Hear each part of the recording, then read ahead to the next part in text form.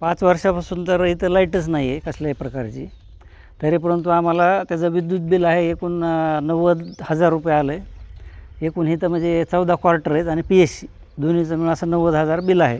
त्याची आम्ही त्यांना विचारणा केली आणि लेखी हे असे बिलं आलेत आम्हाला प्रत्येक क्वार्टरचे. आणि नंतर मग त्याची विचारणा आम्ही केलेली आहे. बाबा आमच्याकडं लाईट नसताना कसल्याही पद्धतीचं मीटर बसवलेलं नाही आहे, तरी परंतु आम्हाला लाईट बिल कसं काय दिलं. त्याचा पाठपुरावा आम्ही केला, परंतु आम्हाला MSEBीतून कसल्याही प्रकारचं त्याचं आणखी प्रत्युत्तर त्यांनी आम्हाला दिलेलं नाही आहे. कनेक्शन वीज जोडणी करण्यासाठी मी वारंवार त्यांना म्हणजे पत्र दिले आहेत MSEBीला. तरी परंतु त्यांनी पत्राचा थोडासुद्धा विचार न करता अद्यापपर्यंत लाईट दिली नाही. परंतु त्यांनी बिलं मात्र आम्हाला आमच्या हवाली केलेले आहेत किंवा आम्हाला देण्यात आलेले आहेत 90,000ची एकूण.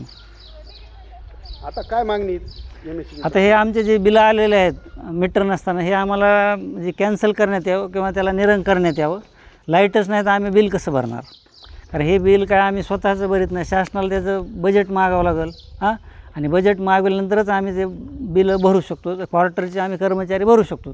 पण तिथं मीटरच नाही आणि तसं लाईट बिल कसं काय दिलं, हा महत्त्वाचा प्रश्न आहे ना.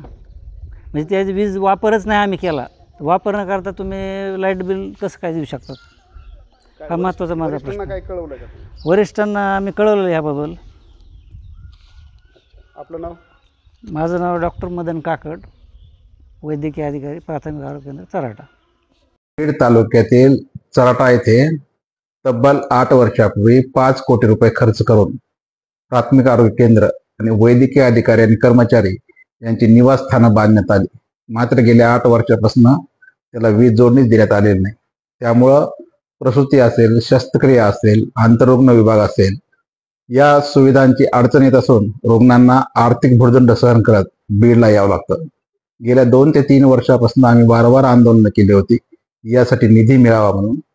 ऑक्टोबरमध्ये आम्ही त्या प्राथमिक आरोग्य केंद्रासमोर जे साठवण तलाव आहे, त्या साठवण तलावामध्ये जलसमाधी आंदोलन केलं होतं. त्यानंतर CO यांनी जिल्हा नियोजन समिती म्हणून 10 लाख रुपयांचा निधी वीज पुरवठा यासाठी मंजूर केला होता. मात्र त्याचं अद्याप काम सुरू नाहीये. मात्र यात गंभीर गोष्ट म्हणजे गेल्या कित्येक महिन्यापासून जर आपण पाहिलं, ज्या प्राथमिक आरोग्य केंद्राला वीज जोडणीच नाहीये त्या आरोग्य केंद्राला महावितरणने तब्बल 90,000 रुपयांचं वीज बिल देण्यात आलेलं आहे. संबंधित वैद्यकीय अधिकारी जे आहेत मदन काकड यांनी महावितरणला लेखी पत्र लिहिलेलं आहे की या प्राथमिक आरोग्य केंद्राला जर वीज जोडणीच नाहीये, मीटरच नाहीये, तर मग 90,000 रुपये वीज दिलं कसं आणि भरायचं कसं? मात्र या बाबतीमध्ये महावितरण कुठल्याही प्रकारे उत्तर देत नाहीये.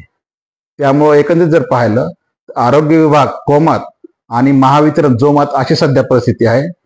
त्यामुळे आमची अशी मागणी की जिल्हा प्रशासनानं, आरोग्य विभागानं याकडे गांभीर्यानं लक्ष द्यावं आणि प्राथमिक आरोग्य केंद्राला तातडीने 10 लाख रुपये निधी मंजूर करण्यात आलेला आहे.